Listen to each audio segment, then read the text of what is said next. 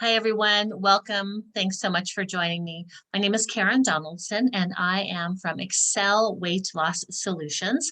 You can find me and my free webinar on how to stop cravings and emotional eating at excelweightloss.com. That's EXCEL weightloss.com. I'm a registered dietitian and a certified EFT emotional freedom techniques weight loss coach. And today I'm really excited because I'm going to share with you how to tap on a food craving, but I'm also going to explain why it works, why it's so effective, and I'm going to help you figure out what are you really craving. So the first thing that we're going to talk about is why do we have these cravings in the first place? What is going on that makes us think we're hungry when maybe we just had a meal an hour or two ago, or we feel like we need something, we're just sitting on the couch at night watching television, or any time really where we just feel like we need a little something and we head to the pantry or to the fridge. I'm sure you've been there before. So most of the time, these cravings are for carbs. And these can be sweet carbs, like the kind that we find in cookies, candy, soda, but they can also be those salty, crunchy carbs, like those that we find in chips and crackers and popcorn, or they can even be the more complex carbs that we find in bread and pasta and rice and cereal and potatoes or ice cream or pizza. I mean, the list just goes on and on. We can pretty much find them anywhere and everywhere.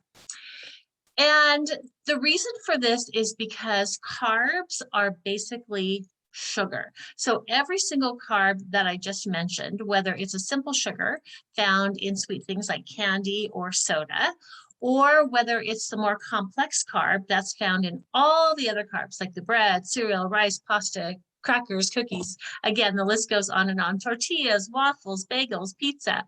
It's all just sugar. They're just put together differently to come across as different types of sugar, either simple or complex. But the bottom line is they are all made of sugar. So now I'm going to put my dietitian hat on and I'm going to explain why the physiology of carb cravings is so strong. So what happens whenever we eat or drink those carbs, any of the foods that I just mentioned, every single one of them gets broken down into smaller sugar molecules in our digestive system. So we're eating them, they're going down our throat and our esophagus, and they're ending up in our stomach and our digestive system. And every single one of those gets broken down into individual blood sugars in your digestive system, no matter what they started out as. And then those blood sugars get sent out to your blood, literally out to your blood, causing an increase in your blood sugar levels and also an increase in your insulin levels. That's usually what happens. And this in turn, indirectly, works to raise the levels of serotonin in your brain.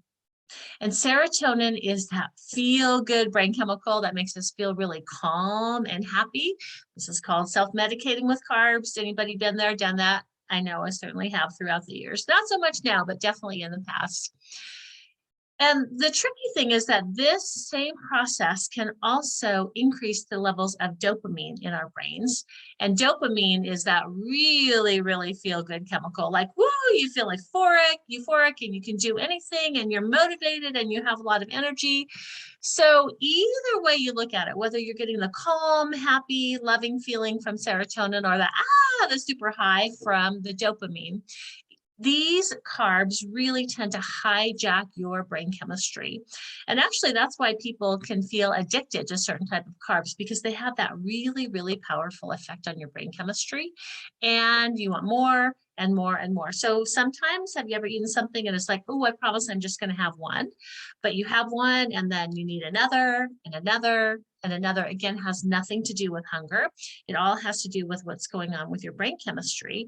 And once you start, it's really hard to stop, if not impossible. So instead of trying to override this with willpower, which just really doesn't work, or being even more restrictive, like, oh my gosh, I'm going to go on another diet, which is actually not what we need. When we're actually feeling like we need something to feel better, Telling ourselves more diet and deprivation is not going to work. We are going to learn how to do some tapping. You are going to learn how to do that today to calm down the craving and also to figure out what's going on. What are you really, really craving? Because what we're usually craving is some sort of a feel-good emotion like love or joy or happiness, or we might be craving the need to numb something that we don't want to feel. So maybe we're feeling angry or really sad or lonely or betrayed or upset about something. And basically it's uncomfortable and we don't want to feel it. So we're using food to tranquilize that emotion so that we don't have to feel it, kind of to numb out.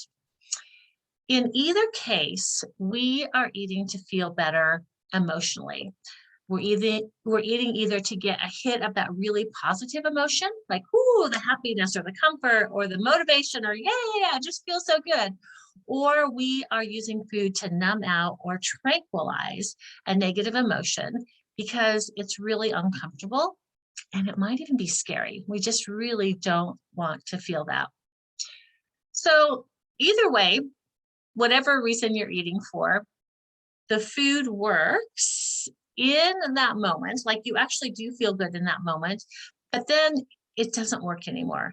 After you eat that particular food, you probably feel worse about yourself because maybe you weren't able to stick to your diet, or you gained some weight, or you feel like a failure, or maybe you're just triggered to like bag it, like forget it, I'm not doing this, screw it, I'm just going to eat and I'm going to start eating more and more.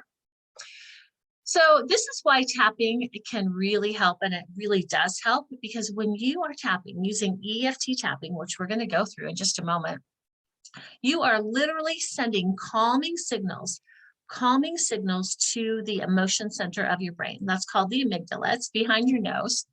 And you're telling your brain that it's okay. You're okay to get out of panic mode, to get out of anxiety, to get out of fight or flight, to get out of upset, whatever is going on for you. You are sending calming signals to that part of your brain. And that's why it's so powerful on pretty much everything. You are bringing down the intensity of whatever emotion, whatever negative emotion you're feeling. So you don't even necessarily have to identify. It's going to work whether you know what's going on or not. And that is how you can learn how to feel better without having to use food. We're almost there to the part where we're going to do it. So if you're not familiar with EFT tapping, I have some really great resources on my website at excelweightloss.com. But for now, I'm just going to invite you to follow along and do the tapping and just go with it and see how it feels for yourself. And first of all, I would like you to think about a food that you have a strong, strong craving for.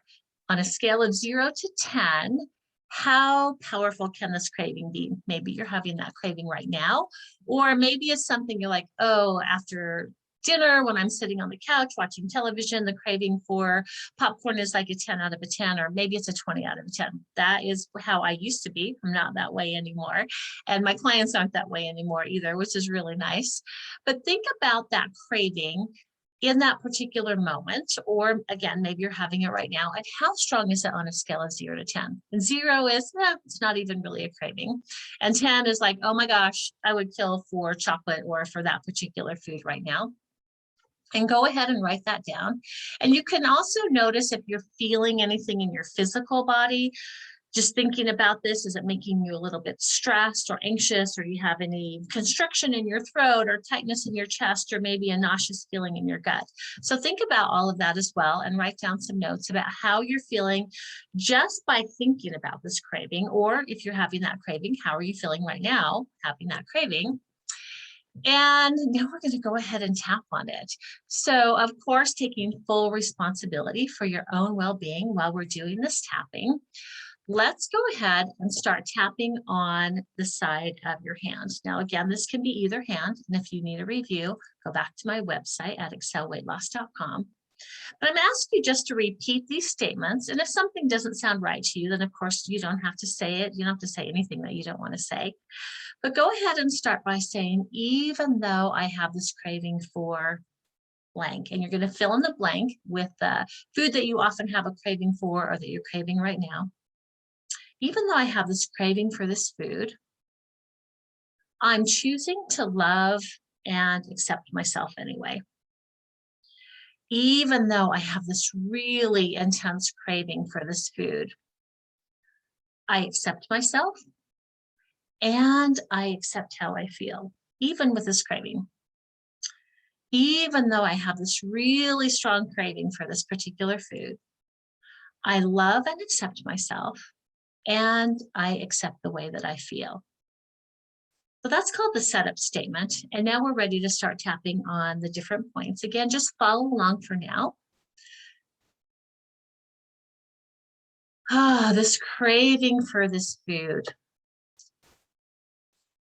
I really, really love this food.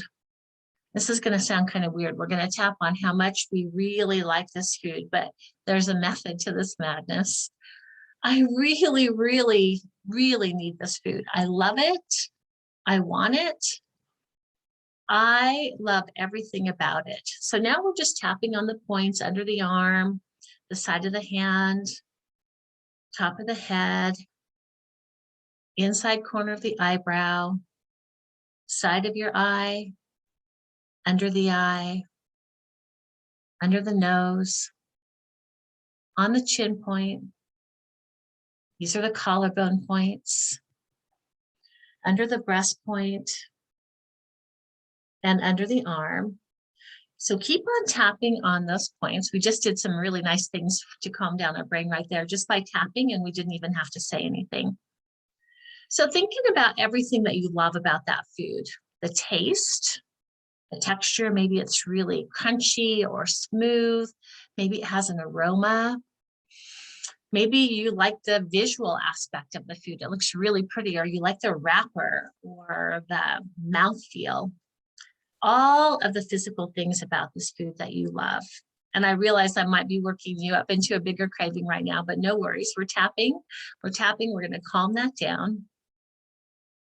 What we're doing right here is we're just honoring, like, these are my feelings. I really, really like this food. And here are all the reasons that I like this food.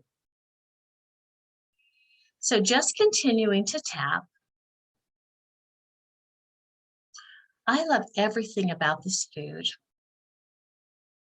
But what I really, really love is the way this food makes me feel.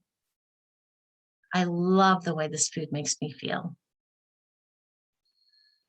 So just tuning into that for a moment here. Now we tapped on the physical aspects of the food, and now we're really honoring, how does this food make you feel?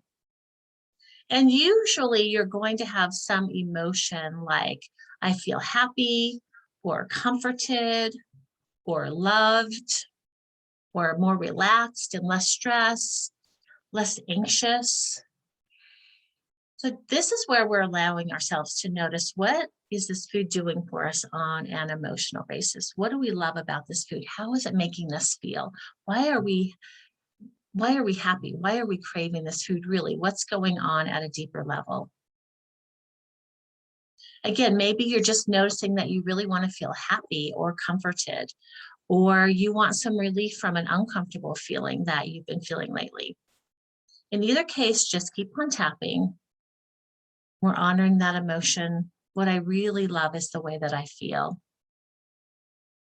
It's okay for me to feel this way. I really like this feeling. I really want to feel better.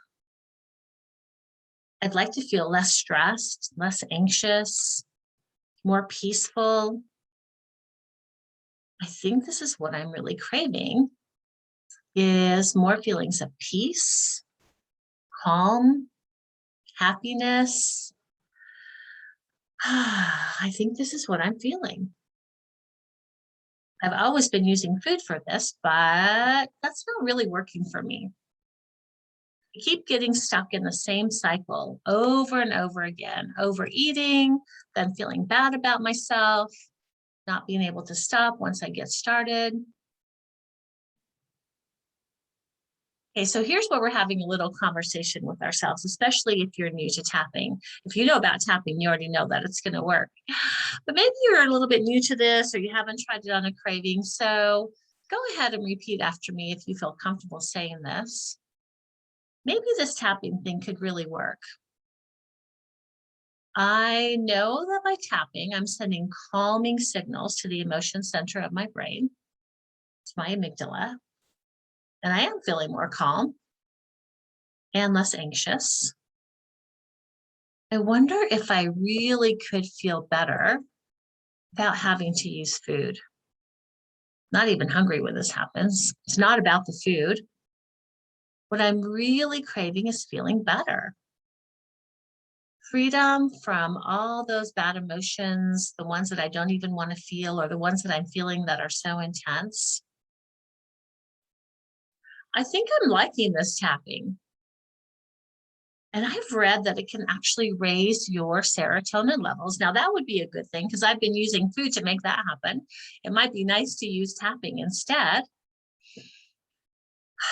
So I think I'll just keep on tapping.